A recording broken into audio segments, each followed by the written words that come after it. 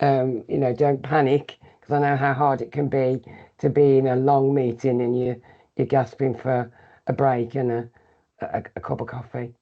Okay, so let's have a look. Next slide, please, Leanne. So why are we here?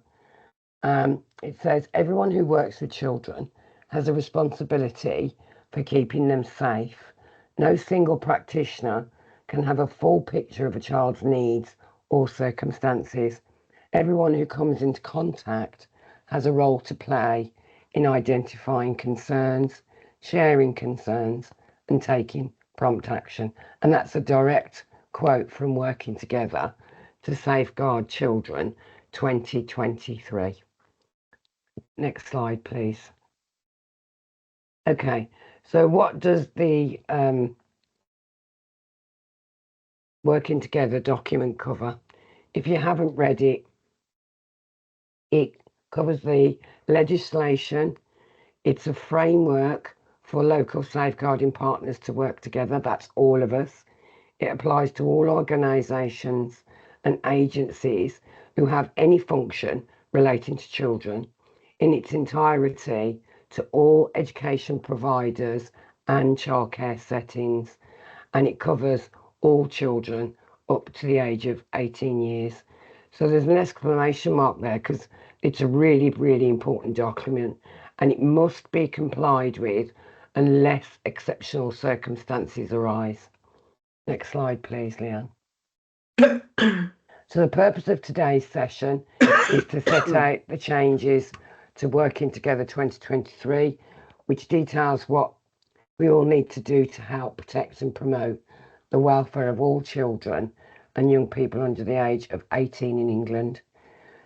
The other purpose is to ensure there's a clear understanding what these changes mean for us in Sandwell, both individually, collectively, which includes our approach to work together to safeguard and promote the welfare of all children in Sandwell.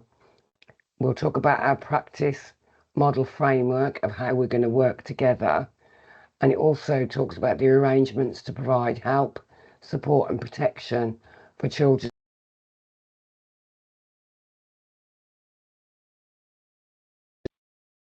Sorry, was I muted at that last section? Yes, I lost you there. Oh, okay. So if I'm not sure if I got muted at the point that we're going to talk about our practice model and how we work together. It talks about the arrangements to provide help, support and protection for children and their families through a new integrated front door, and we'll hear about that a bit later. Next slide, please, Leanne. So I have the greatest pleasure in having been able to work on this roadshow with Lou Williams, who is our guest speaker, and he'll be talking about the legislation, and it's a really, really interactive session. Then you'll have me again, and I'll be talking about the multi-agency safeguarding arrangements. Then we'll have somebody that will present. It'll either be Carol Singleton or Lisa Arnold. Hi.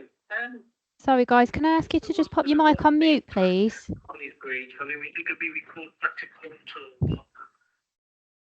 Then we'll have either Carol Singleton or Lisa Arnold talking about the partnership practice model.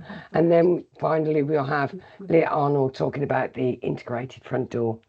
So without any further ado, I'm going to pass you on to Lou Williams. Thank you. Hello and good morning, everybody. My name's Lou Williams, and thank you for your kind introduction. So last roadshow, so they've been really good. This, I do want to get you talking if you are feeling brave enough. So, and it's also really nice to see some faces actually. So the screens I can see are mostly just initials in a disc. If people are feeling brave enough and can put their cameras on, that would be really good. Okay, so if you put the next slide on, please. Excuse me, I've got a bit of a frog in my throat as well this morning. So who am I? So I'm a DFE appointed improvement advisor to Sandwell. Local authorities, children's trusts and partnerships get one of me when there's been a history of inadequate and poor practice, basically poor outcomes of children and young people in relation to children's services. Obviously, at the moment, Sandwell is a requiring improvement authority, but people like me tend to stick around a little bit to make sure that improvement is continuing in the right direction. So I had a bit of challenge, had a bit of capacity, and kind of my role here is to kind of help everybody to think about how to achieve best outcomes for children and young people. I took early retirement a couple of years ago. I was Director of Children's Services before that. And I'm going to talk a bit about legislation, has already been said, and what that means for our shared responsibility around culture, basically, and developing a culture where families, children, young people feel confident to ask for help, and one where we are confident about thinking about those experiencing harm. Okay, so next slide, please. Okay, so there's some givens here. We're all here because we want to do the best we can to support children and young people. But this is a complex area. There's a lot of fear in the system about getting things wrong. And, I think actually over the years, there's probably been some quite confusing messages about what we should do in terms of sharing information, how we should respond to children in need, help, support, and so on. And I think getting back to the underlying legislation and associated guidance can be helpful in thinking about how we should act. And I think that's part of the spirit of the rewrite of Working Together 2023. Actually, I think part of that is to try and signpost us back to the underlying legislation. Okay. Next slide, please. Okay, so when I talk about underlying legislation, I'm talking primarily actually about the Children Act 1989, which was a game changer, and it may shock people on the call seeing such a young and young person speaking to you, that I was actually around as a social worker practicing when the Children Act 1989 came into effect, which was in 1990. It was a radical change to practice up until that date. Back in those days, before the act was enacted, it was almost unheard of for parents to be sitting in a child protection conference or in other meetings talking about them and their care of children and young people. Local authorities actually had the power to remove parental responsibility from parents just by having a meeting and didn't have to go to court. If that parent had asked for the council to look after their children for more than 6 months. So if the child had been in voluntary care, as it was then called, for 6 months or longer, council could just remove their parental responsibility. The Children Act brought in terms that we know and love today about particularly working in partnership, but also establishing something called the welfare checklist, which was essentially a list for courts to consider when making or thinking about a care order or any other type of order. And one of those key bits was that actually the making of the order had to improve things with the child or young person concerned. So even if you had established that the child was experiencing harm, you still had to demonstrate that you, by taking action, would be improving things for children. I'm also going to talk briefly about the latest information sharing advice for practitioners, the Children Act 2004, which introduced the concept of early help, and of course, Working Together 2023. As I say, Working Together 2023, I think, has partly been rewritten over 2018 to try and be slightly less deficit model focus than the 18 guidance, and to get back to those themes of working in partnership, being open with families, offering help and support when they need it, which is enshrined in the Children Act 1989. Okay. Next slide, please. So early help. Working Together 2023 lists the kinds of needs that children may have to make an early help response something that is appropriate. And as you can see from that list, it includes some quite challenging issues. Children at risk of trafficking, children at risk of modern day slavery, criminal or sexual exploitation, those who live in family circumstances that pose challenges such as parental drug and alcohol misuse, domestic abuse, parental mental health issues. And I think it's really just helpful to pause and just think for a moment about why this list of needs and circumstances is signposted as suitable for an early help response. And I think it's about you know, the people who are best placed to reach out to parents, to reach out to children and young people, to have a conversation about concerns are those who know them best, those who know them well.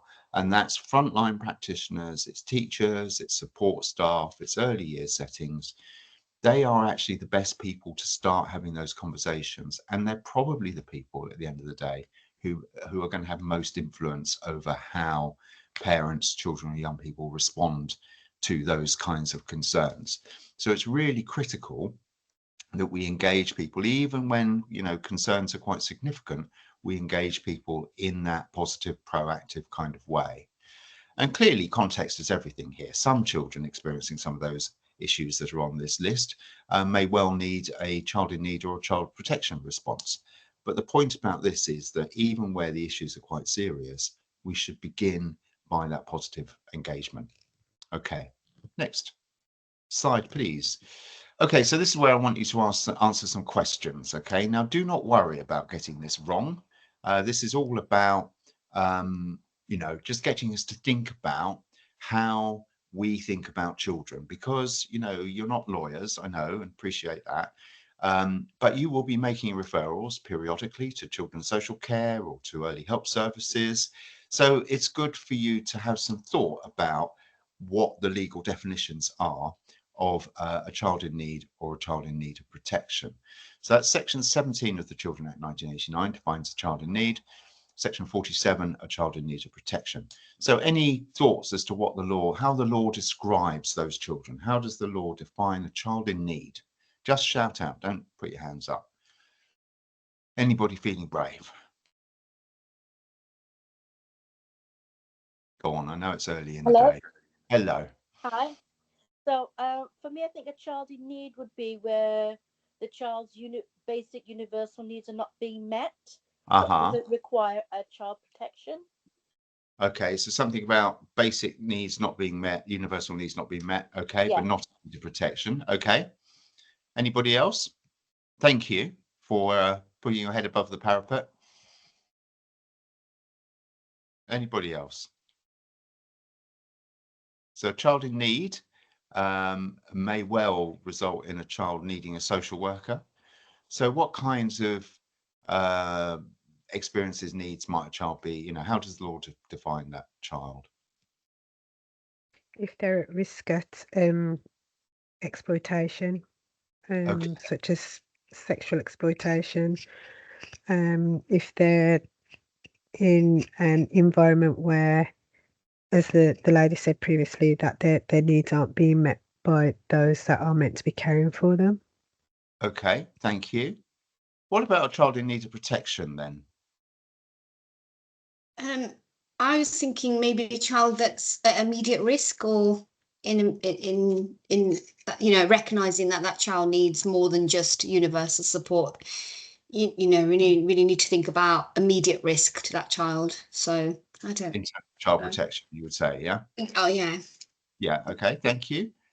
And again, thank you for popping your head above the parapet. Anybody else? Any other thoughts about this? And like I say, this is, you know, this is difficult. We don't know this stuff. But we use these terms quite often. And as I say, it's quite helpful to go back to actually thinking about what the law actually says they are. Anybody else? Okay, let's move on then. So next slide. So you will get these slides, and there's a huge amount of text here, but these are the legal definitions of those two categories. So a child in need is A, unlikely to achieve or maintain or have the opportunity of achieving or maintaining a reasonable standard of health or development. The key one is B, his health or development is likely to be significantly impaired or further impaired without the provision for him of such services, or the child is disabled. And in terms of child protection, the duty to investigate, the key one here is B there, that the local authority or partners have reasonable cause to suspect that a child who lives or is found in their area is suffering or is likely to suffer significant harm. Okay, so child in need of significant impairment, child in need of significant harm. The Act also says that local authority or partners should ascertain the wishes and feelings of the child about the actions that they are considering in respect of protection, in accordance with their age and understanding. So we should be talking to the child or young person about what they think they want us to do. We don't necessarily have to take that on board, but we need to consider those wishes and feelings and give them more weight the older they are. Okay, next slide, please. So if a significant impairment, this is, significant, that's child in need, how can we differentiate that from child protection at section 47? Any thoughts? What's the difference here? I think with the section 47 significant harm, where the child's life is in danger. Child's life is in danger. Okay. Any other thoughts about significant harm versus significant impairment? It's not easy, this stuff, by the way. Lots of people. Is impairment more their development? Like it will impair their growth or development in achieving their age and stage of development. That's what I'm thinking. Yeah. Okay. Yeah. No, sure. Okay. Is impairment, is that slightly more gradual, like over time? Could be. Although, yes, could be. Okay, I'll move on in a second, but any other thoughts about how you might distinguish these two? Like I say, it's tough. Lots of people struggle with this. Okay, just one other thing just to say. So Ofsted loves the word risk. Working Together 2023 talks a lot about risk, but actually the core legislation does not use the word risk. Doesn't appear anywhere in the Children Act 1989. It is likelihood or actual that is the key. It's not risk. And I think that is quite a significant kind of change actually that's been introduced, because risk almost kind of risk of what, and what do we do about risk? I think likelihood is a better word, but those of us who try to lobby DfE and others around risk in Working Together 2023 didn't manage to get them to change that. Okay, can you put up the next slide, please? So law is drafted really carefully, wording is used very deliberately. So the definition to impair is to make worse, to diminish functioning or ability, and that could be over time, as somebody said. Definition of to harm is to deliberately inflict injury, suffering, distress, or damage. So if we're thinking about the first time we are seeing a child that we are concerned about, that distinction about whether this is intent, whether parents are intentionally seeking to cause their child harm, or whether it's more about parental challenges, difficulties, mental health, it's not an intentional thing, even though it's causing that child significant impairment. That's a helpful distinction. It's one that should be used in terms of making this sort of threshold decision making. It's less helpful when we're thinking about a child in a long-term situation where they are experiencing significant impairment, perhaps as a result of parental issues, because that may well end up in them suffering harm. But strength-based practice means that we should also intervene at the lowest appropriate level. So if you're thinking about a social worker, so if I was a social worker at the Children's Services front door, I should be thinking about a Section 17 child in need assessment rather than a Section 47 child protection inquiry if I'm not sure which way to go, because you can always step up to child protection inquiries if you uncover more reasons to be concerned about. Okay, so what are parental rights at Section 17 and Section 47, and are they any different? Do parents have different rights when we're talking about child protection inquiry? Can they not consent at Section 17 to be involved? So they can not consent at Section 17. Yes, they can say we don't want to be involved. That's correct. Any other thoughts? Is that the difference then, would you say, between Section 17 and Section 47? Is the general agreement on the call? I'm going to take silence as general agreement. Yeah, it's parental consent, and it's, yeah. Okay, so is it general agreement on the call that you need consent at section 17, but you don't necessarily need it at 47? Is there anybody who disagrees with that? I think you need consent at 47 as well, but I think it's more of a section 47. It's more law is more involved. If I'm making sense. No, that's okay. Yeah. All right. I would agree as well. I think you need consent at both levels. Okay, very good. All right, next slide, please. Is so go on. It's okay. So yes, absolutely, you need consent at both levels. The difference between section 17 and section 47, if you like, is that the threshold for a child protection inquiry is actually the same, that likelihood of significant harm, as the threshold for a court application. So if parents don't provide consent for a child protection inquiry and you've got enough evidence to suggest that the child is likely to experience significant harm, you can make an application to a court. And obviously what you do is you try and persuade the family to consent, because, you know, things get much more difficult if they don't do so. But it's often a misconception that social workers have more powers than anybody else or other practitioners. Actually, we don't. And certainly at section 47, you know, we can't do things like go into a school and talk to a child without the parents' consent just because it's a child protection inquiry. We need consent unless we have a court order.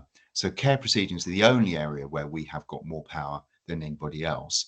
If the harm is likely to be immediate, then we can ask the police to become involved and use their powers in terms of police powers of protection. As I said, strength-based practice would say, look at the lowest available opportunity in terms of intervention.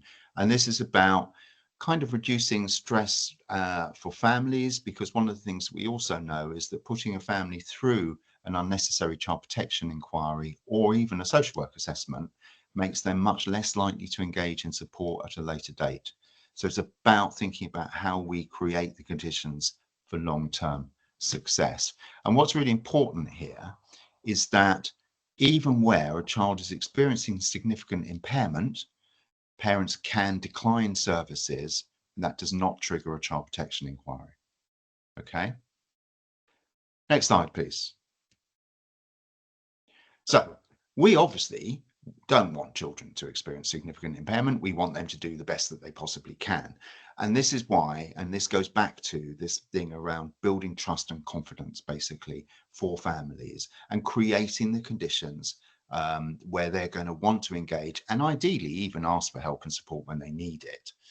And working together is really clear about this. So there's a direct quote there, which is in italics, which says that all practitioners should work in partnership with parents and carers as far as possible. Parents and carers need to understand what is happening and need to be supported to say what they think. My bold text, but this is particularly important when there is reasonable cause to suspect that a child is suffering or is likely to suffer significant harm. Working collaboratively will mean parents have the best chance of making changes, and practitioners can make fair and accurate decisions about how to support children and to keep them safe. So that language there around, you know, concerns around child protection is a direct lift, obviously. Then goes on to say, this isn't a direct quote, but it goes on to talk about using strength-based approaches, exploring with parents how using their strengths can support them to effect positive change, enabling parents to participate in decision-making through a culture of no surprises, giving parents adequate preparation at every stage, signposting to support and helping parents to understand what the issues are, what decisions might be made, what needs to change, when and how.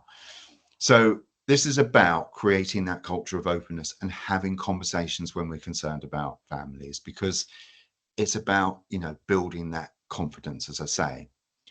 Okay, next slide, please. So there's also been some government guidance which was published in May 2024, which just clarifies the legal basis for information sharing, because this is an area which causes lots of people concern, understandably, because you hear and see different things about this. So what the government has clarified is that if we are concerned about child protection / safeguarding, and they use the term safeguarding, sharing information is usually based on legitimate interests rather than consent. And they've said that, so legitimate interest is a legal term around, you know, promoting welfare, basically. And they've said that because if we assume it's consent-based, then actually if the family withdraws their consent, technically it means we should just, you know, the information they've shared can no longer be used. So they've just clarified that kind of point.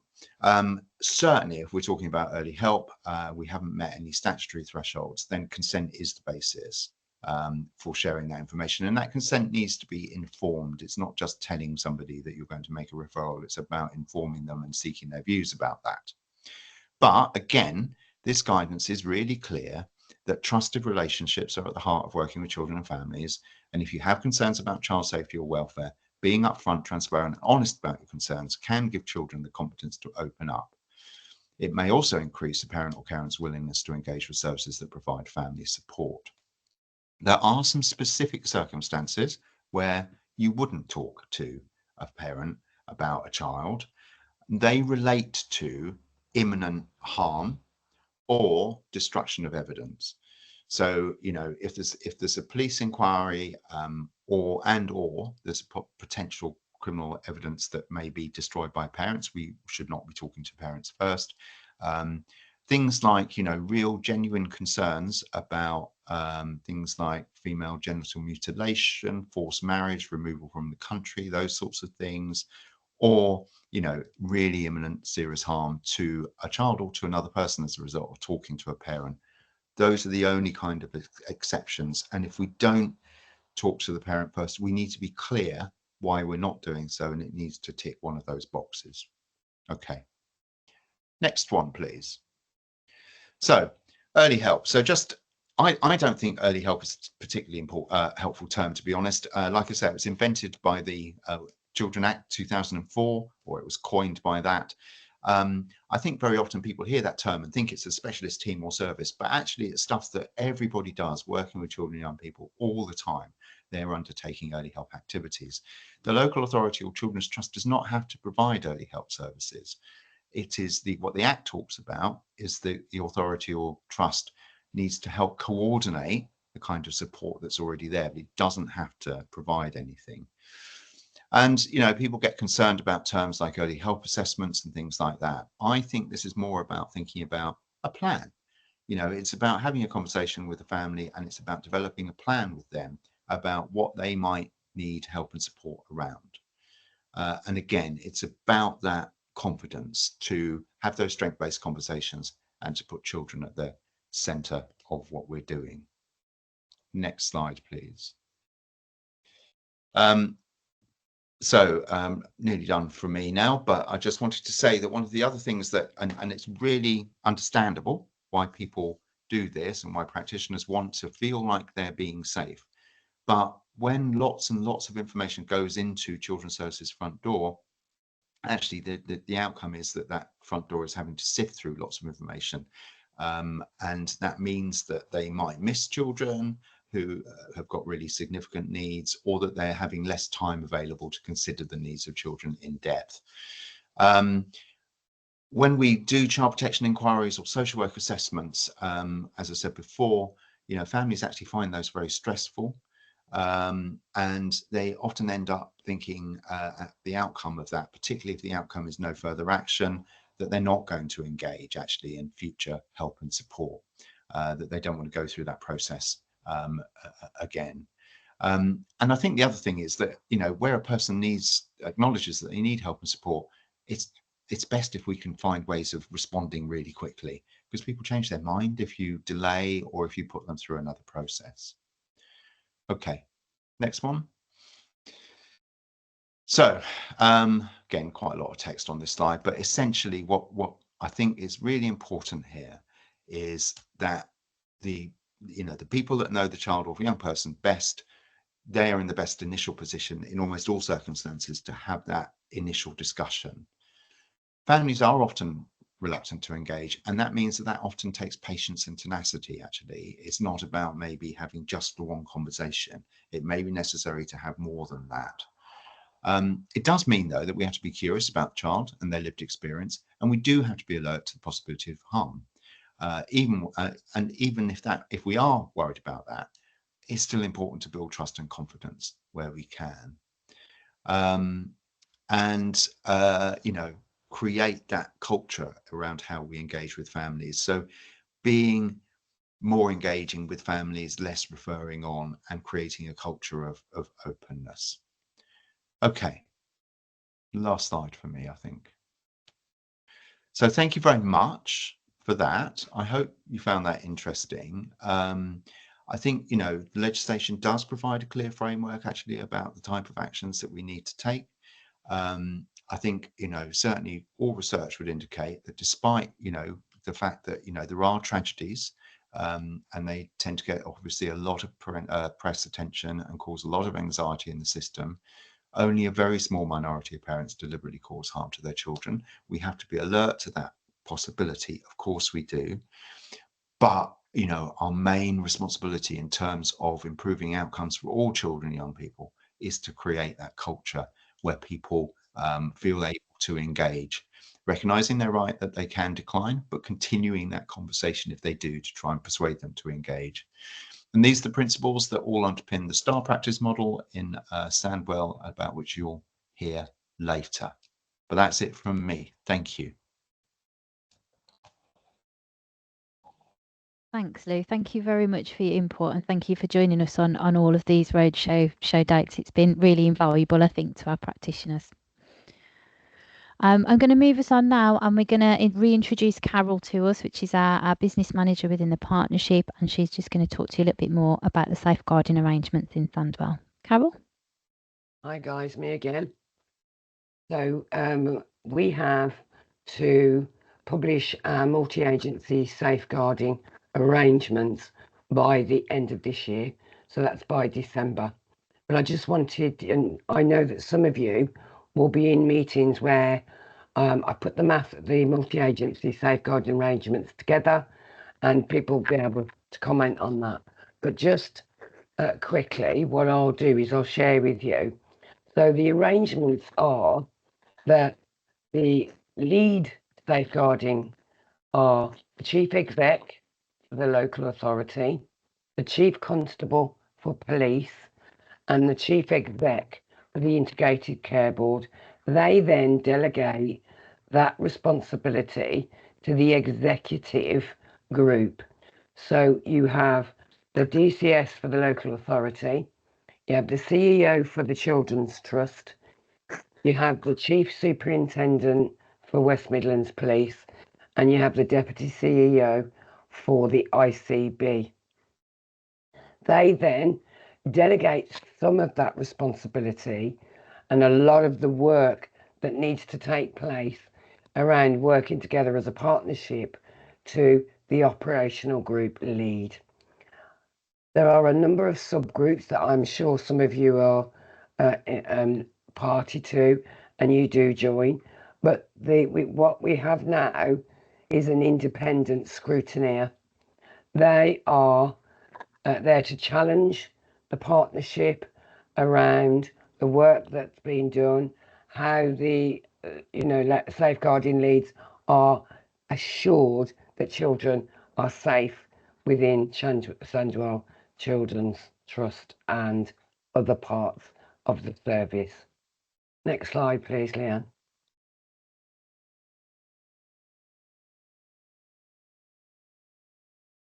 Okay, so we have a vision statement, and you'll probably see this again and again as you look at our documents.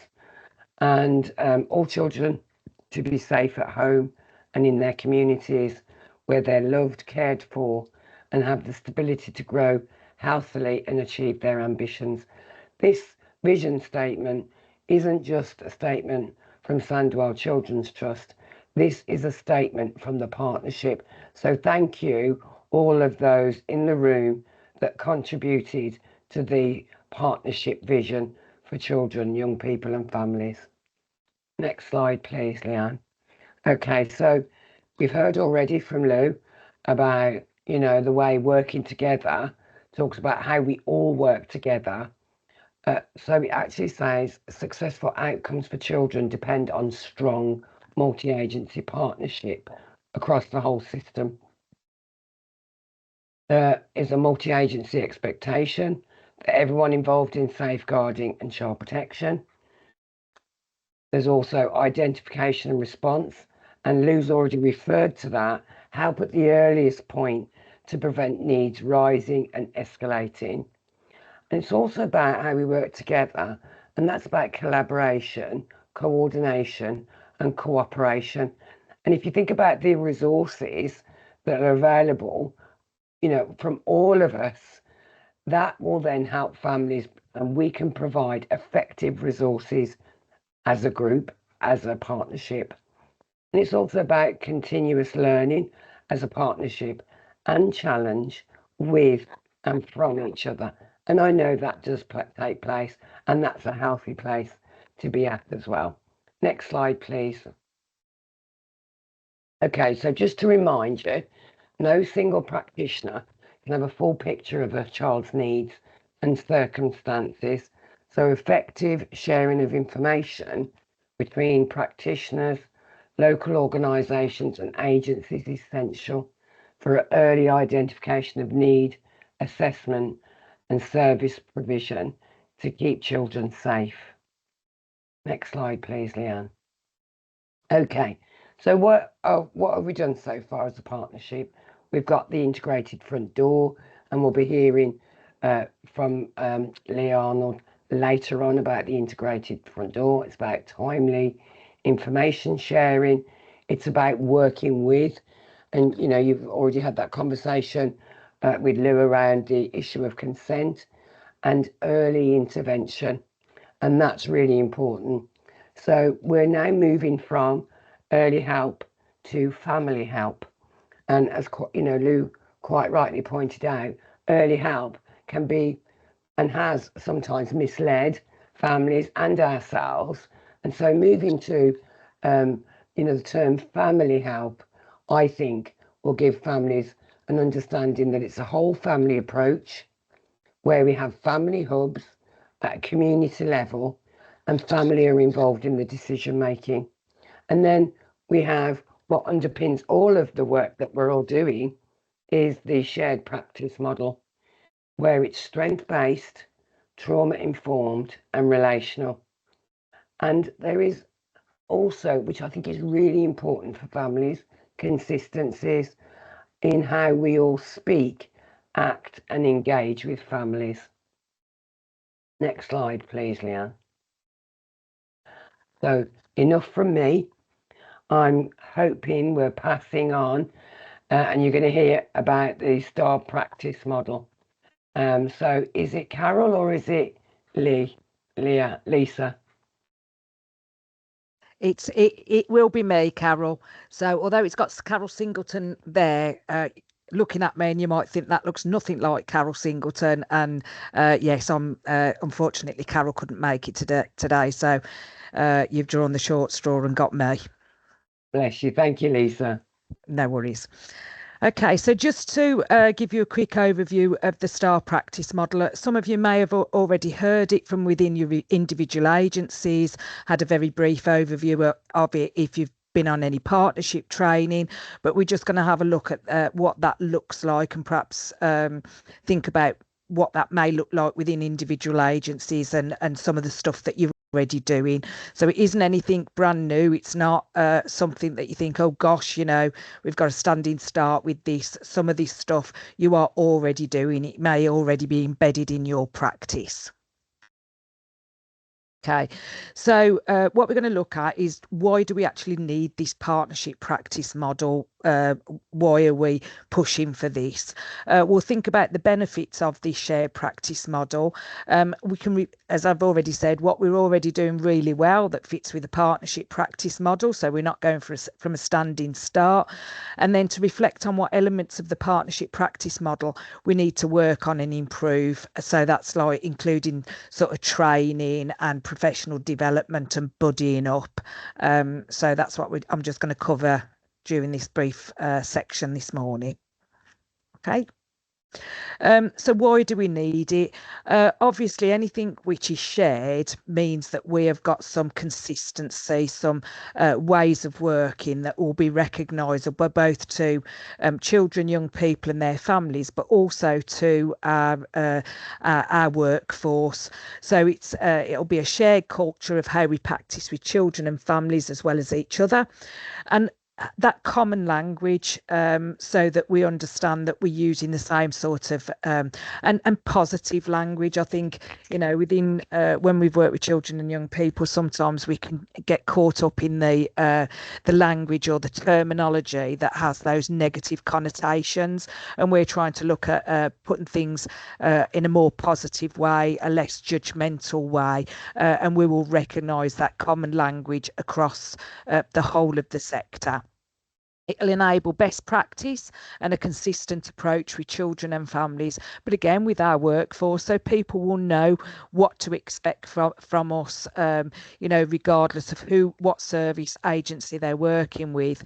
They'll recognise that practice and will be consistent within that.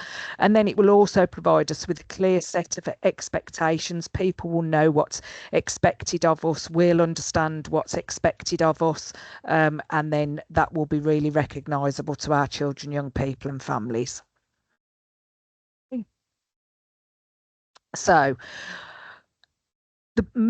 what this means for the partnership, and this is no matter what your role is, we would be expecting this to be evidenced or recognisable for everybody who comes into contact with children and young people. So whether that is the office manager in a school, the receptionist at the council house, right up to senior managers, those family support workers, teachers, high level teaching assistants, nurses that work with children, young people and families, so that it will be recognisable across. We know it is not a short-term task. We know it's not wave a magic wand and that will be implemented. We know that some people will be further ahead than others, but this is our vision, that it will be recognisable. So it'll be a consistent approach in how we work together with children, young people and their families to engage, form and build sustainable relationships, and that's, like I say, with children and young people, but also across agencies and partners, how we work with each other, how we speak with families and how we talk with each other. That's where that common language comes in. I think as an example of that, we're very, very good at using acronyms, for example, and terminology. And sometimes I might go into a as I'm sure you may have done, gone into a multi-agency partnership, a meeting and thought, I don't know what that means. I don't understand that. And then, if we feel like that, and especially if we've been working in the sector a long time, how was that be for children, young people and their families? Will they understand what we're saying? So we want to think about that consistent approach so that we respond to families when they need our help and support. So right service, right time, how we build on their strengths and understand their story and history. People get where they are because of some background experience, what's happened to them or what may not have happened to them that should have done, so that we need to think about that when we're responding to families. Determine whether a parent is able and motivated to change. So, we can put all these interventions in place, but are they motivated? Have they got capacity to make those changes and maintain them? The way that we view and manage vulnerability and risk, do we all perceive it the same way? So, for example, in terms of threshold, are we putting requests for support in for statutory intervention when actually we could be managing it another way because families are really open to that support? How we commission services across the partnership to meet needs, and then a consistent approach in how we know we are making an impact, the so what factor, what difference are we making? We've done this, how do we know it's making any changes? And we do know, anybody who's worked with children and young people for a long time, there is, we always have to adapt and reevaluate. Off the shelf interventions may have to be tweaked. They don't work for every single family. They may not be effective for all, or a family may not want to engage in that way. So we need to think about what we're offering and how that's impacting and improving outcomes for children and young people. Okay. So this is what it looks like, and I'll break these down a little bit more in a moment. So this is like a a snapshot, an overview of what it looks like. So the STAR stands for that strength-based practice. So what do we mean by that? We build on people's strengths. We look at people's strengths in order to utilise that to bring about change for those things that we're worried about. And we can do that quite easily if we're asking the right questions and that we're professionally curious, but also if we know that family's history and maybe what has worked before, we can build on those strengths. But equally, we can do that with our practitioners. All of us have got very, very diverse teams, and if we looked at what the strengths and areas for improvement for each team member, they will look very, very differently. And when you're doing that work with those practitioners, you'll be thinking about how can I build on that strength to support their areas for improvement. And many of you already do that. It's not anything new. That trauma-informed practice, every single person will have had some sort of trauma in their life, whether it's bereavement, whether it is something like domestic abuse, whether it's child abuse, bullying when they were at school. There is all some sort of trauma that may have impacted on our views, our attitudes, our the way that we parent or the way that we practice. Do we fully consider what that trauma may mean for that individual and how that makes the impact of that may make things more difficult? And we can't take one trauma and think, well, this person's had that trauma, so's that one, therefore we'll put the same intervention in place, or it's going to impact on them the same way, because it won't. Trauma will impact on us all very, very differently. And then that relationship-based practice, it's far easier to work with people when you've got a relationship built up with them than to go in cold and try and do that work. We need to be building relationships from the very off with children, young people and their families. And then these are the components which I'll break down in a moment. So should we move on to the next slide, Liam? Okay, so this is just summarising what I always use 30 words when I could use 2. So strength-based practice, understanding strengths, celebrating successes and finding solutions together. And I think that's really, really key. It's not finding the solution for somebody or dictating what they're going to do. It's looking and exploring how can we find a solution, that problem solving together. As I've already said, understanding trauma and its impact, and then that relationship-based practice, developing trustful and respectful relationships across the partnership with children, young people and their families within our teams. Okay, so just breaking down to the 6 components, we want that partnership and prevention at every level.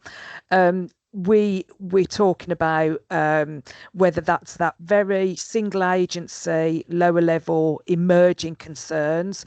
We're not doing it to families, we're not doing it to practitioners, we're working with them, we're doing that partnership and trying to prevent needs escalating. So a shared approach to managing needs and risks, and then evaluating if families are able and motivated to change, but also if they have got capacity to sustain that change. How are we going to make sure that they've got a sustainability plan moving forward? And then wraparound support and evidence-based intervention. Now, coming from a school background, I look at wraparound support and think, oh, we're talking about before school and after school clubs, we're talking about breakfast clubs here, but we don't mean that.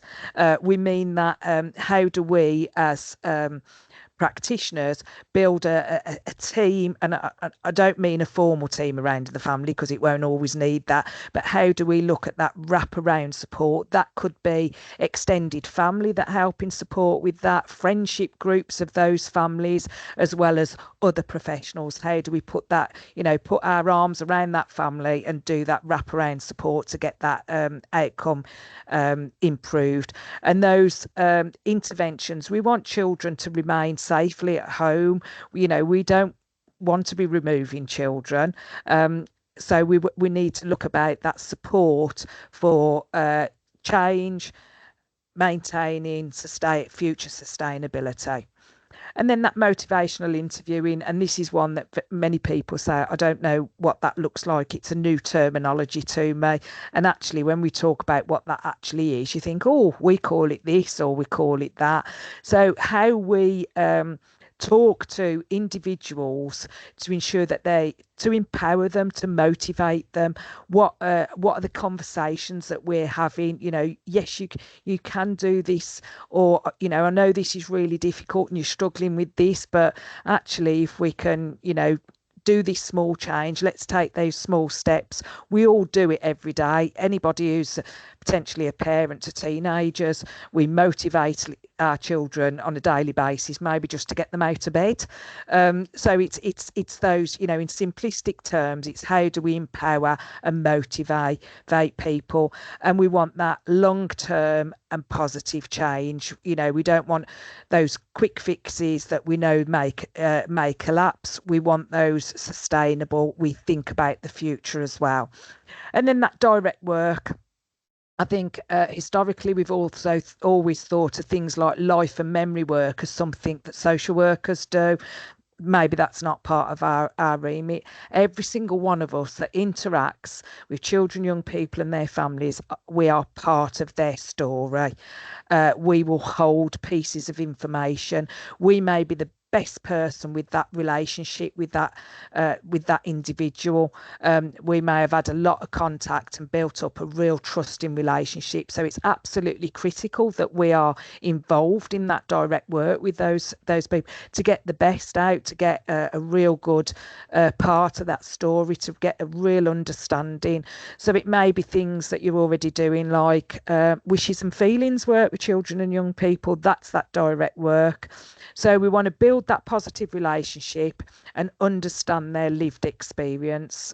We talk about, I'm based in the MASH, so we talk a lot about when we're doing any sort of analysis, have we got an understanding of this child's lived experience? Do we understand what the impact is with this? And the key thing here is to talking to young people, the voice of the child, and we can only do that with that direct work with children and young people. And then participation and co-production. We absolutely want families to be participating in their own story, in their own outcomes. We want children to be absolutely participating. We want them to feel part of that. We want them to. They have to be part of that change. They cannot be passengers within this. They've got to be the key players within this, otherwise we won't improve their outcomes. So we'll enable that participation at every stage of our involvement, working together to identify solutions. And I think one of the key examples of this, both with families and with practitioners that we work with, do we look at what we're worried about and ask for their input in that? What do you think you could do to change this? How, and putting it over to them in the first instance, and that's part of that empowerment, and then exploring that and putting, sort of making sure that that's feasible. And then that reflective supervision. So as practitioners, do we reflect on cases? Do we celebrate those successes? Do we look at what works well and how we can share that with other practitioners? This was a really good intervention. This was a really good way that I work with it. And I use some examples that I deliver on the graded care profile too. And we talk about getting engagement from families and looking at how we can introduce the model. So we've got parents on board and we get some really, really good feedback on that and some really, really good ideas.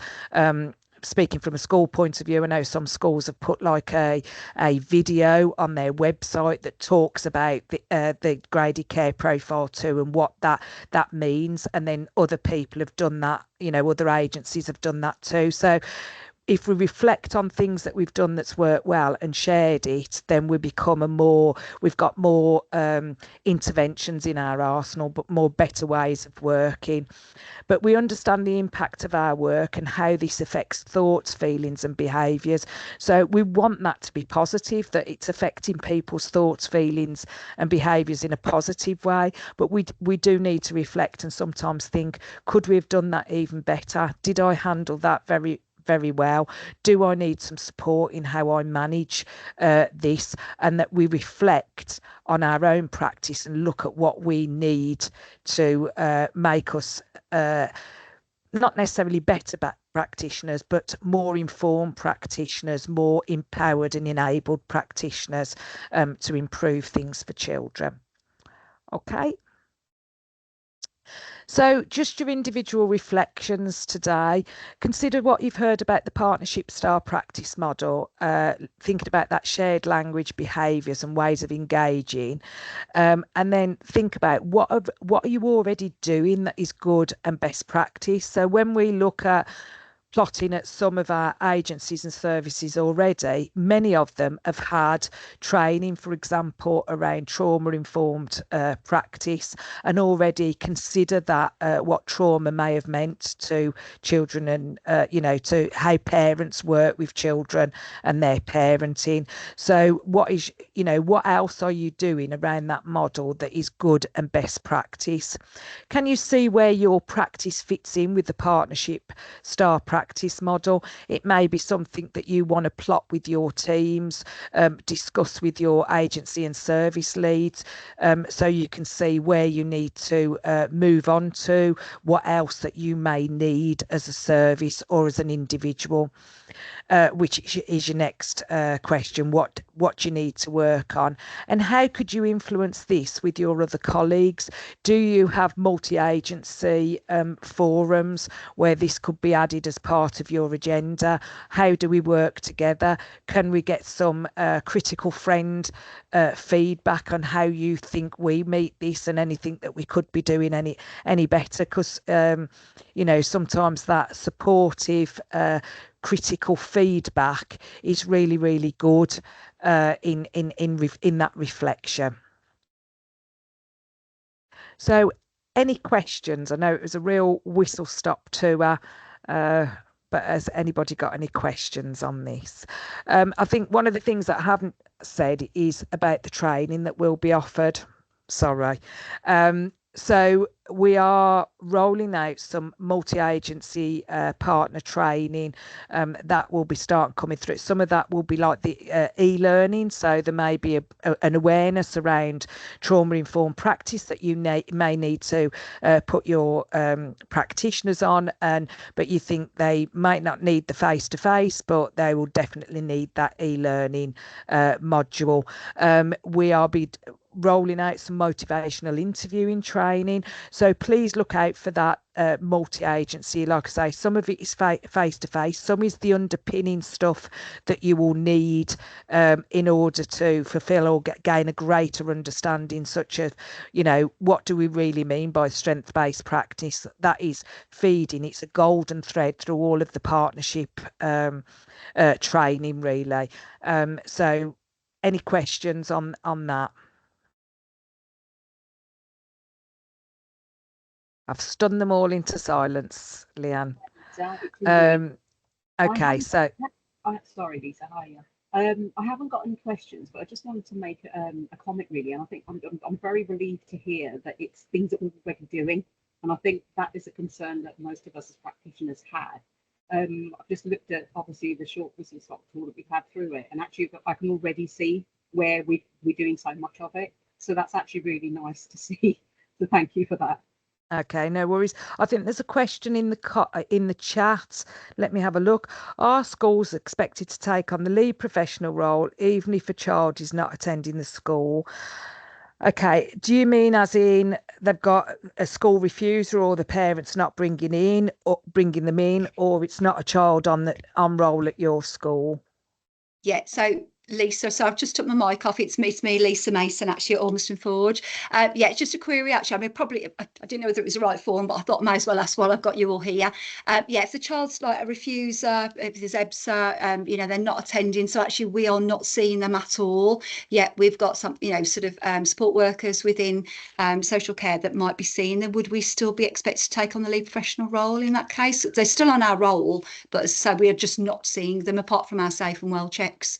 Yeah, not necessarily. I think, Lisa, what we do is in terms of the lead professional role, we will look at the most appropriate person to be taking on that role, somebody who's got a relationship with that child or young person. So, I mean, it could be within your school that they've got a really good relationship, or that family's got a really good relationship, for example, with your family support worker who's doing the weekly checks, and he is going out, and the parents are sharing things, and they might be deemed as the most appropriate person at that time.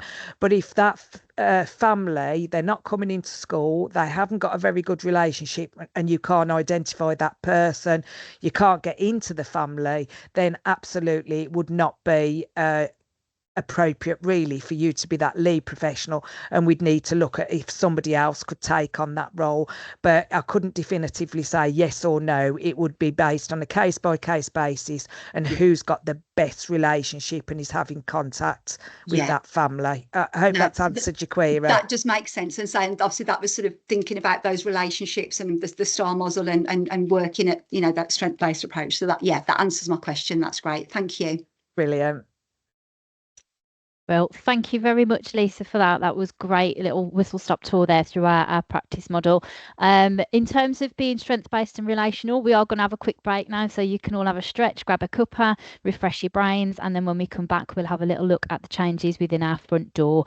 So yeah, please do come back. It's 11:35 now, so if you can come back for 11:45, and we'll start again then. Thank you very much, guys. And just to say thanks, Leanne, for facilitating all of that and stuff. And I'm sure I'll see you again, but I'm going to disappear now. But of course, I really enjoyed them. Oh, thanks, Lou. Thank you for helping us out with them. I hope it's. I think there's lots of engagement. It's really positive. Yeah, I think so. Thank you. See ya. Yeah. Bye-bye. Bye.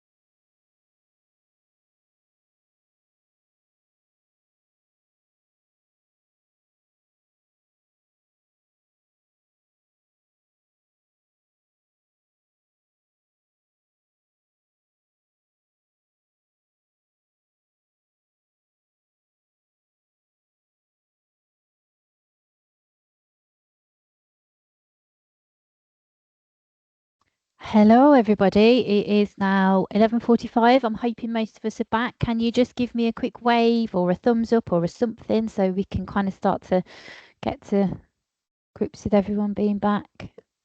Pop your camera on, show me your lovely faces. I'm back. I've got some hands up. Lovely, thank you.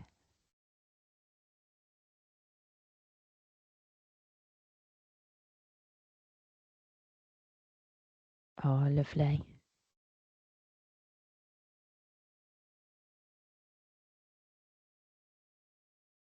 Thanks, guys. Looks like a lot of us are back now. We are going to get cracking. We've still got a little bit to get through and we are aiming to finish at 12:30. So welcome back, everybody. We are now going to move into talking about our new integrated front door. So I'll hand you over to those speakers in just a second. We've got Kate Griffiths will kick us off, and I've seen Kate in the room, so I'm really happy about that. And then hopefully Leah should be picking up a little bit. So Kate, over to you. Thanks, Leanne. Good morning, everybody. For those of you who don't know me, my name is Kate Griffiths. I'm the Strategic Lead for Early Help for Sandwell Children's Trust, Head of Service over Strengthening Families within the Trust. My colleague Leah will be joining us in just a few minutes, and Leah and I are going to talk you through the integrated front door. So if you could move us on, please, Lee. So I'm going to talk to you about the help side. So in our new integrated front door, there's two sides to that front door, help and harm. I think when we've done roadshows and things, Leah's with us, fabulous. When we've done roadshows and communications with partners previously, and we've talked about our front door, lots of the feedback we get from people is about social workers and MASH and that kind of thing. And whilst we appreciate that historically the message in Sandwell may have been unclear and about those concerns should all go through the front door, following the review that Leah's going to talk to you about shortly, we really recognise the need for us to start to recognise where we really start to help and support families and make sure we're doing that at the earliest opportunity to make the biggest impact for our babies, children and young people across the borough.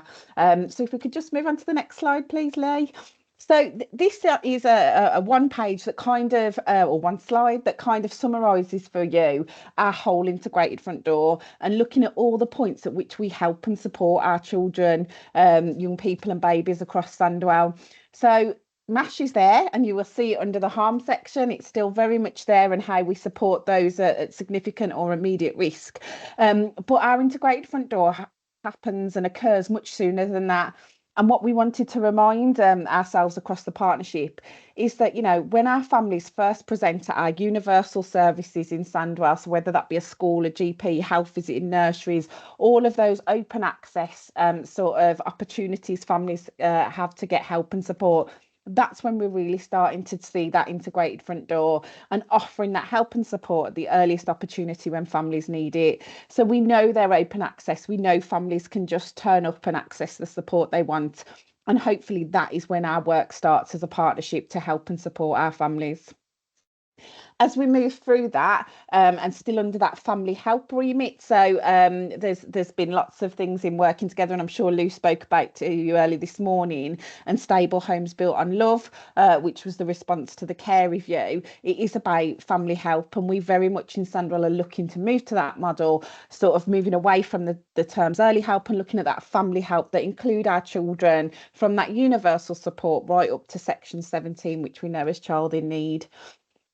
But after universal help, there is that single agency early help. So that's when we've got a child or a young person presenting with just one need and one agency that needs to respond. And apologies for those of you that have heard me previously, but an example I tend to give here is where we've got a young person going to school. You know, they're presenting really well. Academically, there's no real concern. You know, they're being brought, they're looked clean and well and happy and looked after.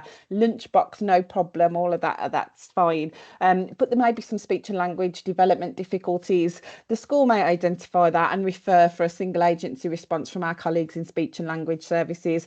That would be one need and one agency needed to respond to that need. And that again is part of our integrated front door and how we help and support our babies, children and young people across the borough. We then know that back in 2022, feels like a lifetime ago now, we launched our new early help strategy for Sandwell, which is coming to its end in December 24. But don't be reassured, we will have a new strategy for you that really reflects this family help model. And in that strategy, we talked about multi-agency early help and really sort of reconfirmed the importance of us coming together as a partnership when families have two or more needs or two or more agencies need to help and support them with those needs. And that's one, to make sure we're not duplicating work, that we are working smarter as a system, as a whole system, but equally for our families and children to make sure that they're not repeating their stories, that they're not having to go to lots of different meetings with lots of different people across our children's workforce, telling their stories, getting different conflicting advice, or maybe duplication in that. So in the early help strategy that we had in 2022, it talked around a team around the family meetings. So they've been in Sandwell for a long time. They've also been known around team around the child historically. But they're basically a meeting that comes together with the family. Children should be present whenever possible.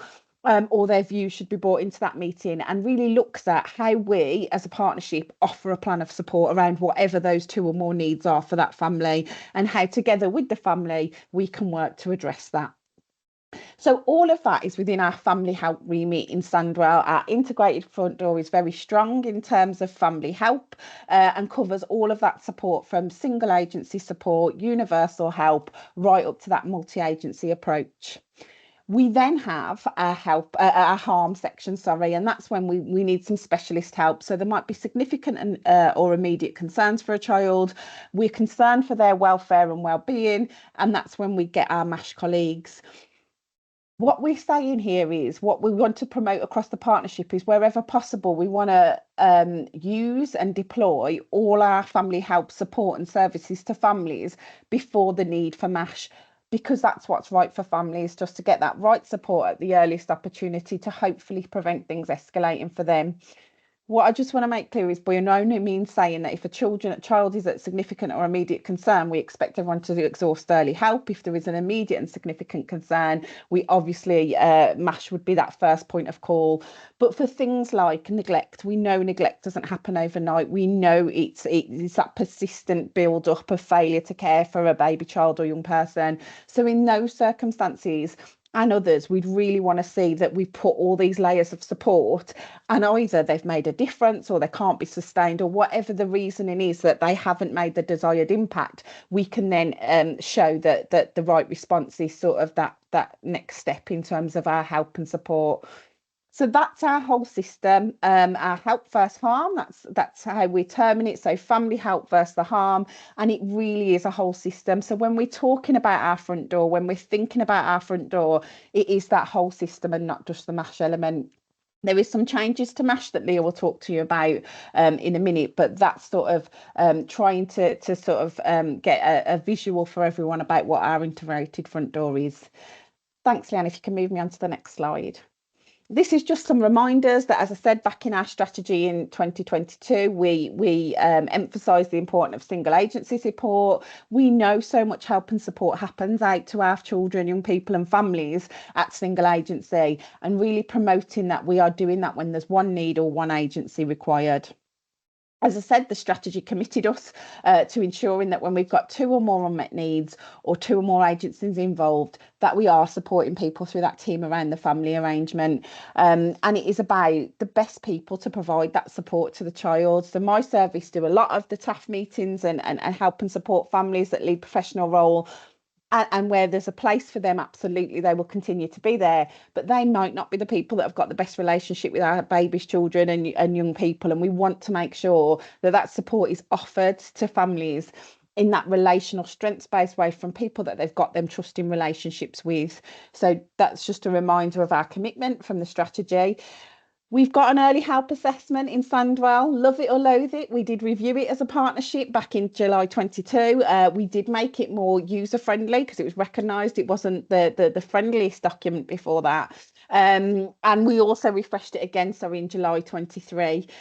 We are constantly looking at that, and as what the operational arm of the Family Help Board now, that's something that the early help group do look at and consider. So we will continue to refine and and recreate our early help assessment as we need to, but we have looked at that together and revised it for Sandwell.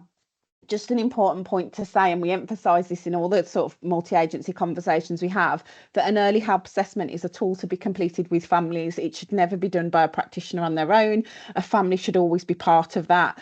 When we go to TAF meetings, we are looking at those concerns, and things that are written in the early help assessment will be shared and spoke about with that family. So as I know Lou speaks about, and I quote him regularly, we really want an element of no surprises for our families. They should know what we're putting in them early help assessments, and we should be working with them to identify the needs and how we move forward. They are the experts in their life and the support they need. Excuse me. And then just that last point about the lead professional role. Again, in Sandwell, we historically knew that only 3 agencies took that role up. It tended to be Strengthening Families Service, our children's centre colleagues that are now family hubs, and our school colleagues. It was really pleasing to report that over the last sort of 18 months, we've seen that diversify, and up to 9 agencies now will take on that lead professional role. But we don't want to stop there. The more people that are able and willing to be the lead professional, because that's what's right for families, that's what we want to promote. And it is about that coordination of support. It's not about all the accountabilities held with that lead professional. It's about the accountability for overseeing that plan and bringing people together to review it. So just a couple of reminders from our strategy. Thanks, Leanne. We're mindful that this is a bit of a change to things that people may have heard before, in terms of if you were insured historically, people would say, well, just go to MASH or contact MASH, put a MARF in. So this is a move away from some of that, and that is recognised. And what we want to make sure is that people really understand that people aren't on their own out there with this, and we've got lots of support and lots of systems out there in Sandwell that can support and advise when we're unsure, or we just want to do that check-in about how we support a family. So this slide just really talks you through that. So we've done lots of consultation across the partnership, and we know that in various forms people have line manager conversations with their line managers, they have supervision. And what we'd encourage, if we're ever unsure what to do with a child, or we need that check-in or advice, our line managers, our supervisions are that first port of call to go for that advice and support. There is also designated safeguarding leads for all organisations. So again, if that conversation is needed, they are there to advise and support, and hopefully direct and challenge, give some of that reflection about what could help for that family. So important that if you don't know who your designated safeguarding lead is in your organisation, that you become aware and use them if you need to have those conversations. Also in Sandwell, we're really fortunate. We have got a really strong presence from our family hubs. So they were our children's centres before, as I said. So historically in Sandwell, we never disbanded our children's centres, or the local authorities have. So when we moved to our family hubs nearly 18 months ago now, we could use them children's centres and repurpose them as our family hubs. They are fabulous facilities and there's 7 physical buildings within Sandwell, 1 in each town, and they are a place where families can go. They can drop in for support, they can access play and stays, they can access programmes for parents, they can access support, and lots of our partners now sit in those spaces and do drop-in. So our DECA service, our domestic abuse advocates, housing colleagues, all use them family hubs to be accessible to our families in the localities that they live. And if they're not there on the day a family drop in for support, the family hubs staff that are in the building will direct them to that support, and they will handhold them to the support they need. It is a no wrong door. If they turn up there at the family hubs, they will be taken to the support they need. And just to expand on that, we recognised that we had lots of different meetings around the borough where we tried to bring people together and professionals together to network, to get to know each other, to understand what was in the localities. So ourselves in Strengthening Families had a meeting, our colleagues in Family Hubs did, and so did the voluntary sector. So last year we combined those meetings, recognising that all our time is really precious and we want to use it in the best way. So we brought them meetings together, 3 meetings into one, and called them community network meetings. They are co-facilitated by our Strengthening Families managers, by our family hubs managers and by the voluntary sector, and they're an opportunity once a term for people to come together face to face in each locality to network and to get to know each other, to hear what services and support is available in their town, and to be able to meet and make them links. So when we need some support and we've got a family in front of us and we're not sure what to do, we've already got them linked with people in our locality that we can go and have them questions, we can go and ask for support. So if you don't know about your local community network meetings, we had 4 last week, 4 of the 6 last week. We've got another one, I think it's next week, and one in November. They do happen termly and they are face to face. We can circulate the details for them. So please do go along if you are locality based. We also have our Strengthening Family Service. So again, they are based in each of our 6 localities. They share buildings with our housing colleagues and our adult services and ASB teams. And we are in locality and we are there for them families and young people for that locality. So if you haven't got a link with them, please make a link with our managers and our teams. But they're very happy to offer advice and support. And if they are working with families that you should be invited to them TAF meetings.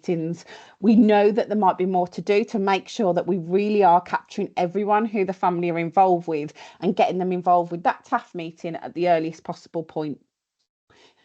The other thing we have under the sort of TAF multi-agency early help sort of layer of support is something called MASP. We love an acronym in Sandwell, don't we? And MASP stands for Multi-Agency Solution Panel.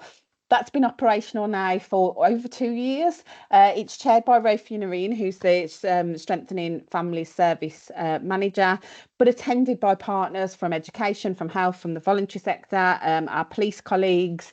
Lots of our partners are around that table. And it's a forum for families that are at that TAF level that we don't think meet that threshold for statutory intervention, but it's stuck. There's something that we're just not progressing with, or we're not sure what to do. So every Wednesday afternoon from 1 o'clock, there is an opportunity for a discussion to be booked in, and it would go in front of that partnership panel, and they would offer suggestions, solutions, and if there's blockers for certain services, that rep will try and unblock it for us.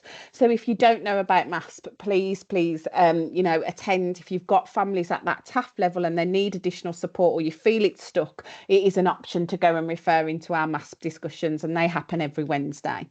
I think they'll have up to about 3 families that they will discuss, but obviously if there needs more, we'd accommodate that however we can.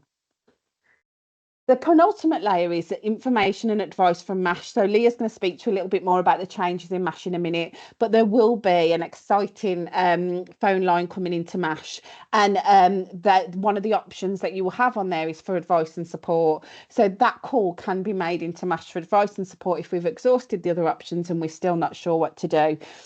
That said, MASH do take, calls for information and advice at the minute, but that will be further clarified in terms of the new arrangements that Leah would talk about. And our last layer of support is that contact with MASH, that we've got that, significant and immediate concern, and our MASH colleagues are there to triage that and see what the right support should be. So I'm hoping by sharing that makes colleagues feel that they're not on their own with this. There is lots of support out there to make sure we are getting them responses right for our babies, children and young people across the borough.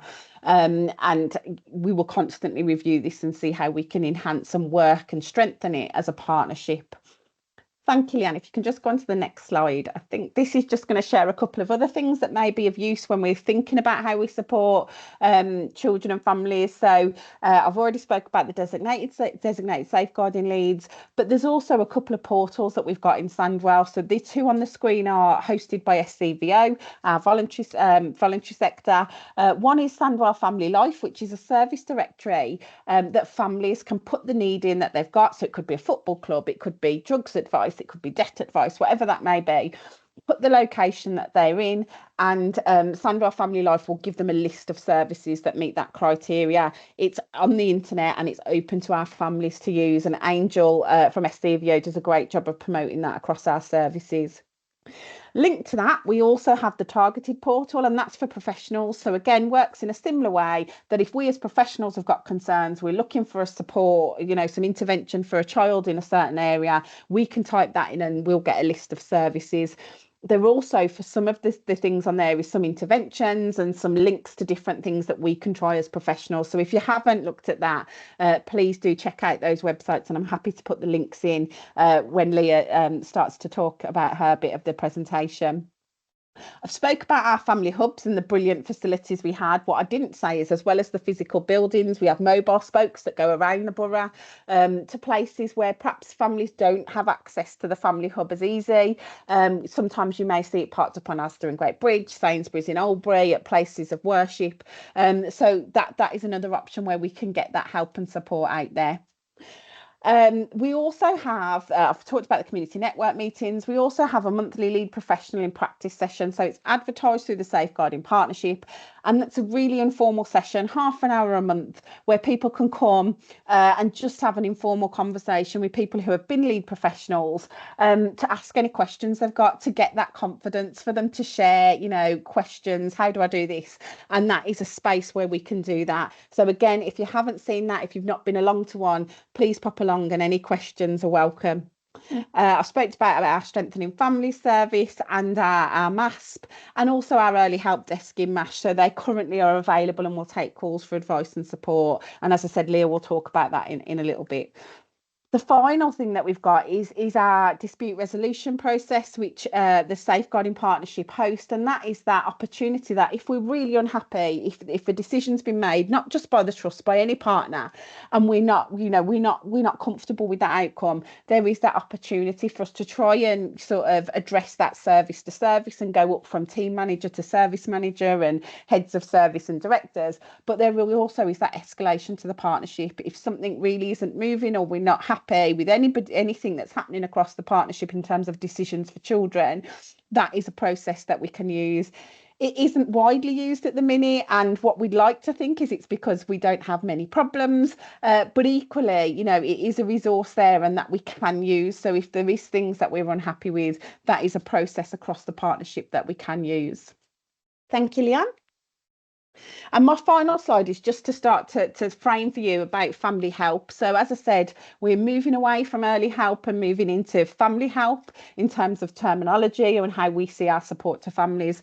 And this was just a really early slide in terms of what family help might look like, and very much about families, young people, babies and children at the centre in the localities they live, and us looking at what support is around them. So historically, children have met a threshold and then a service might stop and another service take over.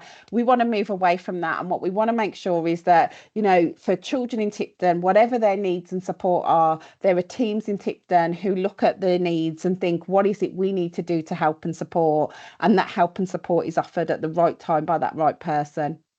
We're really looking at that community help. So the first layer of support for many of our families are their own families and friends, and I appreciate not all of our families may have that tight support network from families and friends, but there is local faith groups, there is voluntary sector, there's online support, there's lots of support out there, and we really want to make sure our families know what's out there and how they can access support. We then move to the next layer of support, which is our universal and targeted support. So looking at those services where needs are maybe a little bit more, there's a little bit more help needed, and where our families can go and get that support. And that final layer is that specialist support. So if we need a social worker, for instance, because it's reached that level, us bringing that social worker into the support that's already wrapped around that family in that locality. So we're not starting with families, we're bringing the support is being brought to them rather than we keep sort of passing them through a system and a process. So family help is very much in its infancy. We had its first family help board on the 9th of September. We have the second meeting of the family help board on Monday. So exciting to see sort of where that takes us, and further promotions will take place. But we have operational groups that sit under that. So the Family Hubs implementation group are doing lots of the implementation work around that universal offer.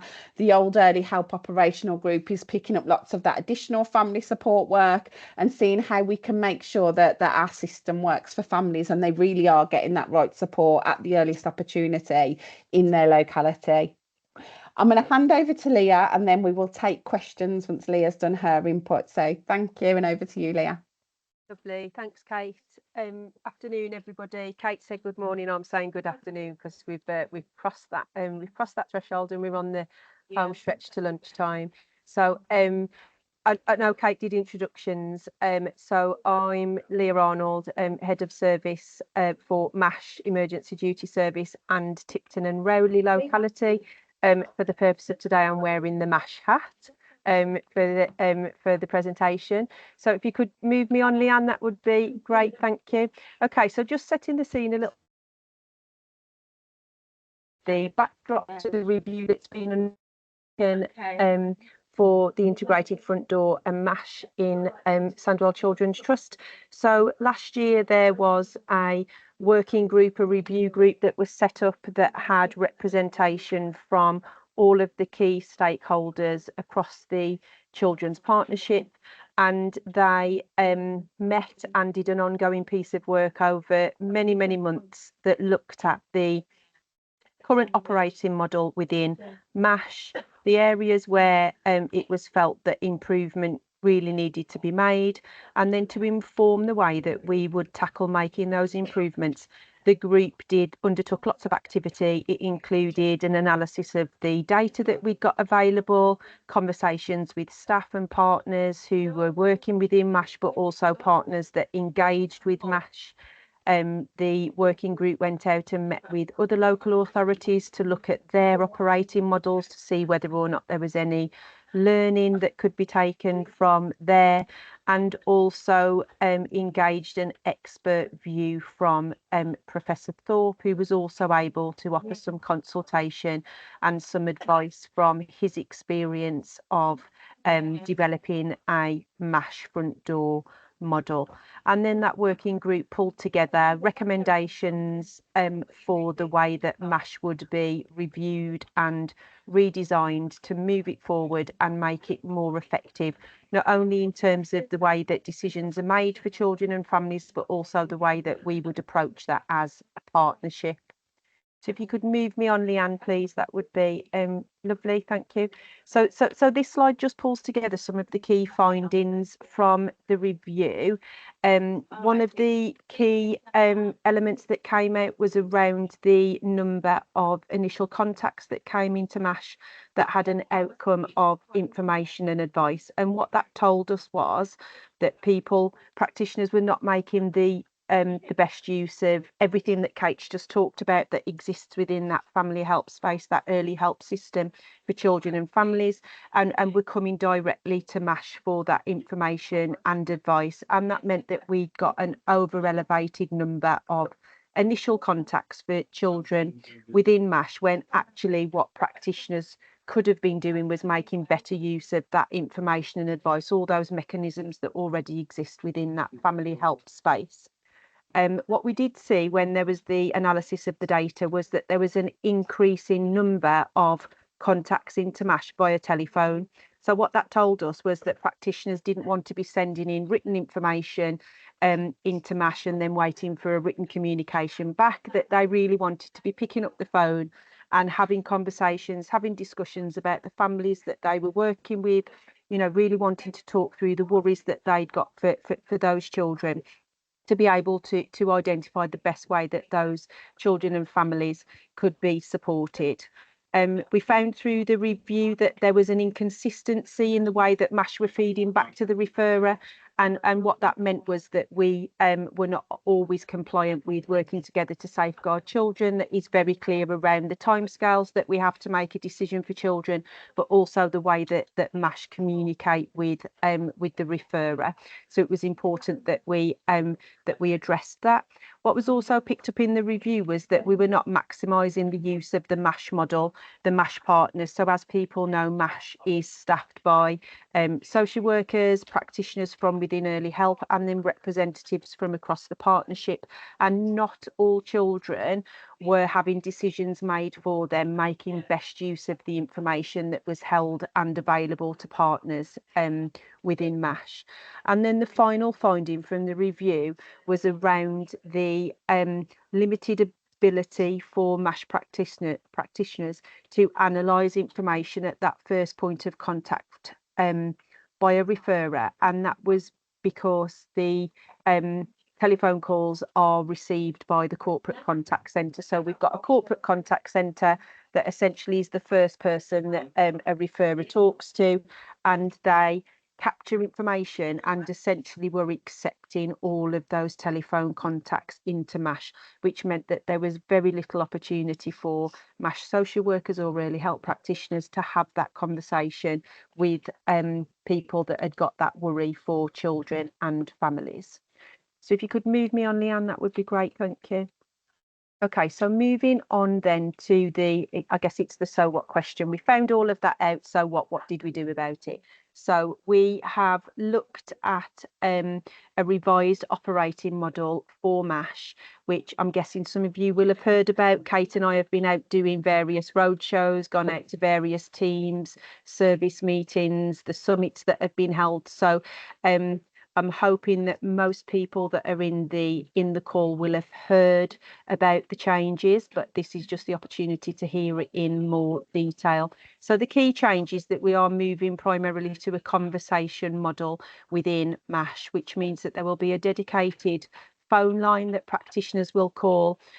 And within that telephone line, there will be options that people select. So if they think that that the family that they're working with are in need of help, they'll select one number. If they think that children are being harmed, they'll select another. And if they're after some information and advice because they've exhausted everything that's within that family help system, but they still feel that they could do with some information and advice, there'll be an option. There'll be an option for them.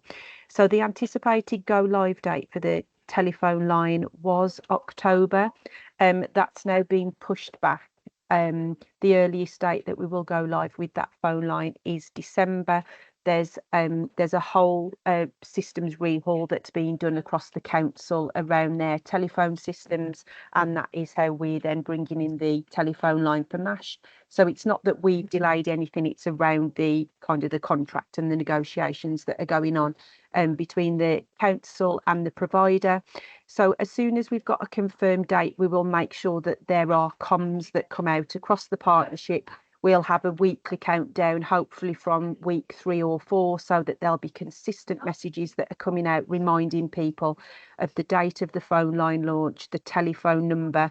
So please don't go away, feeling anxious about that. We will make sure that there's really clear, consistent and regular communication around the go live for the telephone line. Just as while we're covering routes into MASH, there will still be an electronic route into MASH. There has to be an electronic route into MASH because we've got partners who work shift. We've got partners that, are working out there in the community, ambulance staff, for example, who will always need to have an electronic route in to MASH. We get lots of requests for information from various agencies. The courts, for example, it wouldn't be appropriate for them to be calling us and doing that request for information over the telephone. So there will always be an electronic route in to MASH. There has to be, but the primary model, the primary routine for staff who are working daytime services with children and families, is that the expectation is that they pick up the phone and call MASH and have that conversation, talk through the worries, and that's the way that they will primarily contact MASH. So we are realigning practice to the legislation and guidance around information sharing, parental awareness and consent. And I guess picking up on what Kate said that Lou had shared with you earlier, there should absolutely be no surprises for families. If you're working with a family and you've got worries and you've got concerns, you need to be talking to that family about those worries and concerns and telling them what your next steps will be. So we are pulling together some guidance that will be published around what consent looks like, what parental awareness looks like. So if you've got worries for a family and you make them aware, if that family still says, I don't want you to contact MASH, but you feel based on the information that you've got that you have got a duty to contact MASH, your responsibilities around making that family aware that you're making the contact with MASH. That then means that there's no surprise for that family when MASH make contact with them. There are very few circumstances in which we would say it is unsafe for practitioners to make families aware that they've got worries and that they're making contact with MASH. I think one of the typical things that comes up is if we've got children perhaps who are in school who've made an allegation that they've been harmed by a parent, we'll very often hear practitioners saying that they don't feel it's safe for them to have that discussion with parents before contacting MASH. But what we need to remember there is, as long as there's no other children at home, that child is in a place of safety whilst they're at school. There is absolutely no reason why that conversation can't be had with the family. But there's support that can be offered to practitioners if they're feeling anxious about that, if they don't feel confident doing that. We've got MASH partners who can give feedback, can come and do sessions out with, you know, specific teams or specific schools, specific services. So there is, you know, support that can be offered through MASH, through the partnership around that specific area.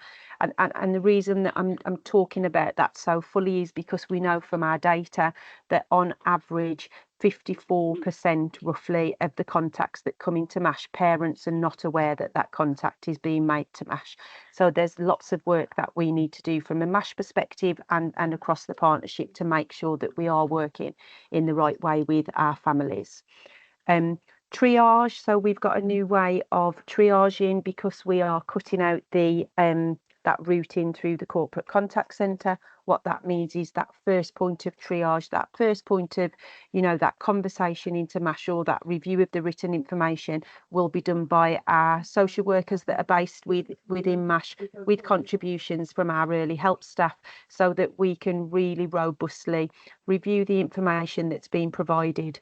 Where the information isn't sufficient, we can go back to the referrer and we can ask for that additional information that we need to enable us to be able to make the right decision for children and families.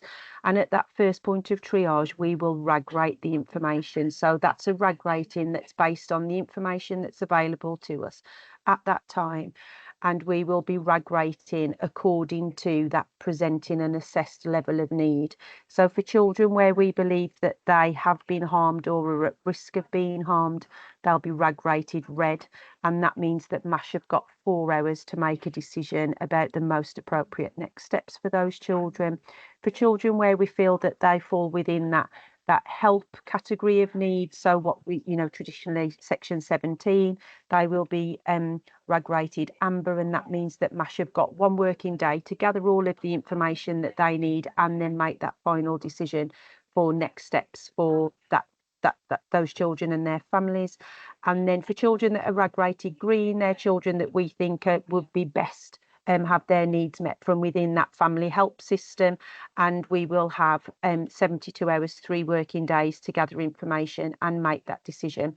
What I want to point out with that is that they are the maximum timescales, so they're the limits, not the targets. So for children who are coming through, MASH decisions will be made, you know, we're not going to wait for 7 hours and then sign off. Some children will have decisions made earlier, but they're the maximum timescales for those children.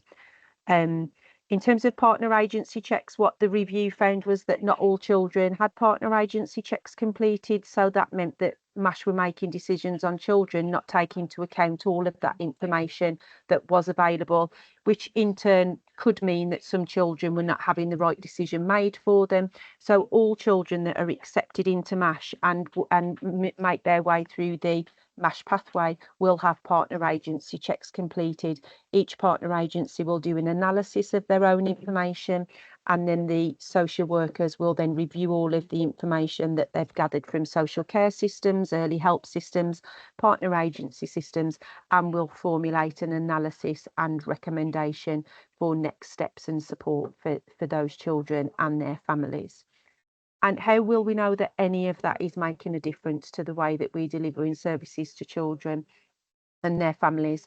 So we'll know that because we will have a rolling schedule of thematic dips, practice reviews and audits that will be done on a tiered level. So we'll have our operational MASH staff that will be engaged in that.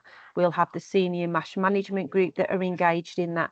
And then there's regular practice review activity that happens within the trust and through the partnership. So through lots of different lenses, with lots of different practitioners who bring lots of different experience, we'll all be looking at the way that MASH is operating, the partnership arrangements, the way that we're making decisions for children, to make sure that essentially that we've got that right, that the model is right, and that we are implementing that model in an effective and a safe way for children and families. And then as ongoing mechanism of how will partners know that that's making a difference for children and families. Day to day, there'll be feedback to referrers if there's issues around the quality of the information that comes in. For example, there'll be feedback to referrers, but also through the thematic dips and reviews and our data set, we'll be able to feedback again at different tiered levels within organisations, so partners are aware of the impact of their contribution, role and responsibility within MASH. People will have heard around lots of stuff that's going on across the trust and the partnership that's under the framework of the support to the changes, not only to the way that we're operating across the integrated front door, but the way that we are working together generally as a partnership. So I won't go through it in detail, conscious of time, and people will have heard it in other forums, but people will have heard about the STAR practice model, for example, and then there's a rolling programme of us reviewing and updating the guidance and the support documents, the pathway documents that support the changes that are happening across the front door. And I think that's my last slide. Yeah, thank you, Leanne. Thank you, everybody.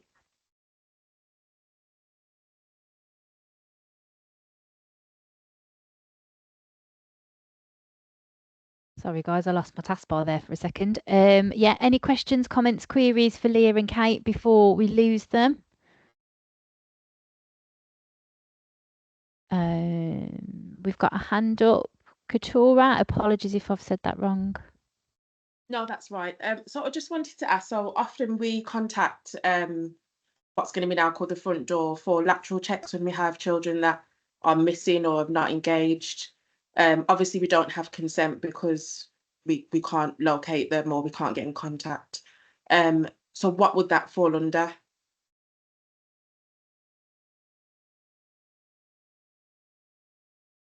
Leah, Kate, does one of you want to field that? Leah, sorry, you're on mute. You're on mute. Yeah, I couldn't get my mute off. Sorry, it was stuck. Sorry. So is that for children? Just so I'm clear, is that where children are not attending appointments, health visitor appointments? If pregnant mums are not attending antenatal appointments, what Yeah, context so is it? if we have a child that we can't, we've made multiple attempts to see them or contact them, yeah, and we're not successful in making contact. We then have to follow our no access policy, and part of that is contacting children's services to see if they're known to them or to see if they've got any additional information. Obviously, we're not going to have consent because we haven't made contact.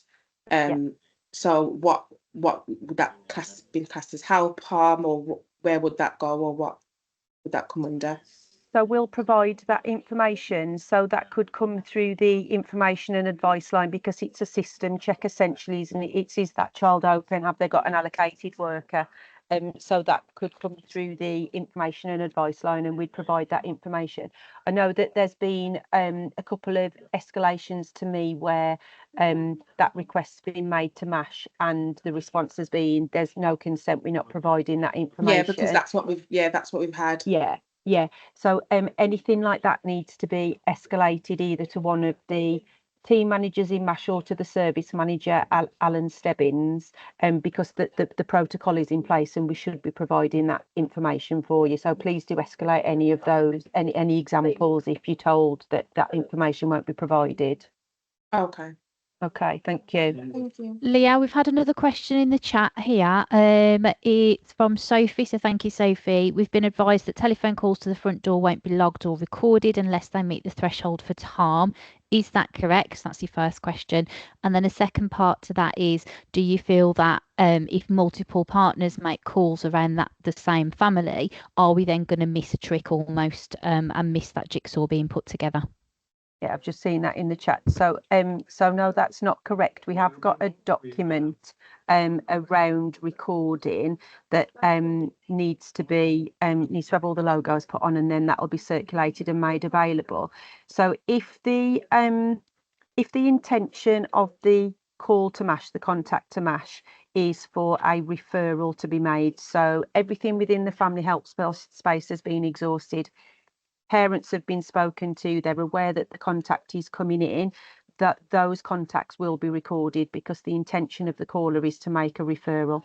Anything that comes through the information and advice line will be anonymised, because you won't have spoken to the family, so you won't be sharing their personal details, because it's essentially one professional to another seeking advice, as you would, if you were sat with a colleague in the office, or if you were visiting another building, for example, and if you were perhaps an education practitioner and you're in a building with a health colleague, you might run a scenario past them. So those won't be recorded, but where the intention is to make a referral into MASH, they will be recorded, which then answers the next question, that if there's repeat contacts into MASH where practitioners are sharing concerns, but perhaps for the first two it doesn't meet the threshold, that information will be held within the system. So MASH practitioners will be able to review that when they're making decisions for children.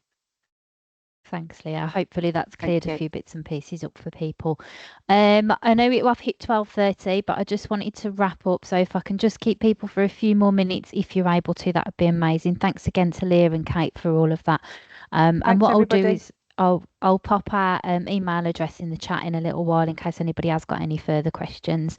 So where can you guys get some more information if you do need it? We've got monthly communications that are being sent out across our mailing lists as we move forward around the STAR practice model and the integrated front door. But if you miss those, that's not a problem. We're also popping them all onto our website, so they'll all be in one page, in one place on our website, and you can kind of have a look what's the most recent, or have a click through to see if there's anything that you've missed. You can sign up to our mailing list on our website, and again you'll get these slides, so you can just click that link, or you can just pop to our website and the mailing list is on the front page, so you can just kind of sign yourselves up to that, and then any and all updates that come from the partnership will be sent across to you. Can I just ask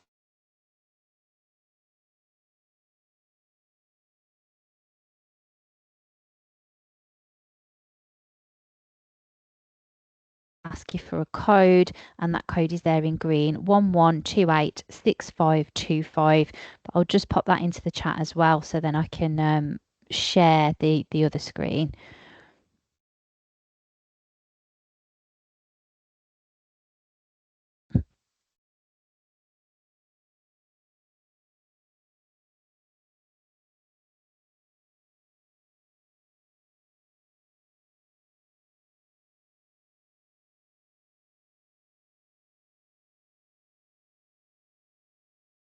Okay, I'm just going to share my Menti screen, so I'm going to stop sharing this one, and if you just bear with me a second, I'll get the other one up.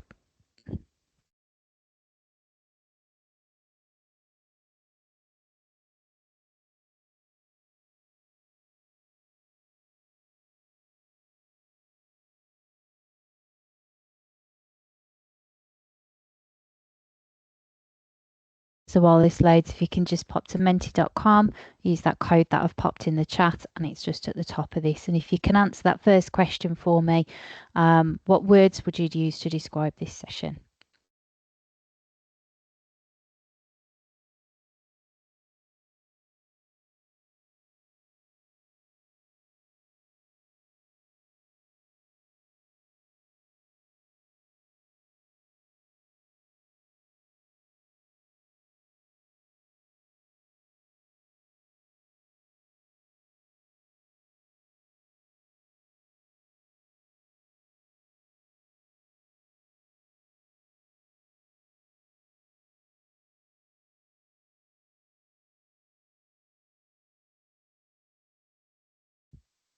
Thank you for those that have responded already. As we can see, we've got informative coming through, which I'm really glad of.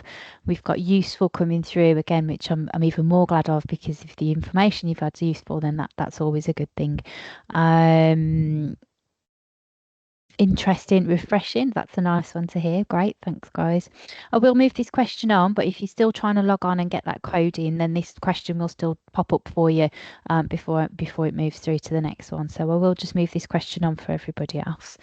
So there is just a second question that should pop up on your screen now. Just scale it for me, 1 to 5, 1 being not very and 5 being very, I suppose. How useful was today's session?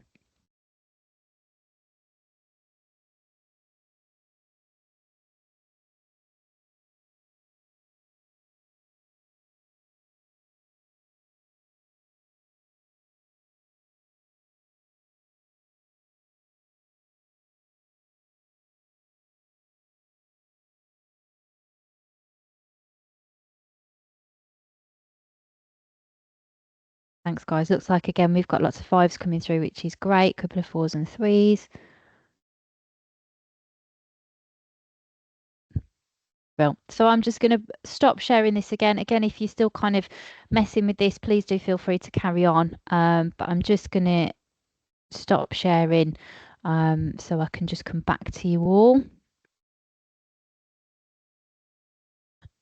And close us off. So that's us for today. I just want to say a really big thank you to all of our speakers again, and a really big thank you to all of you for joining us. This is the last of our road shows. We have recorded today.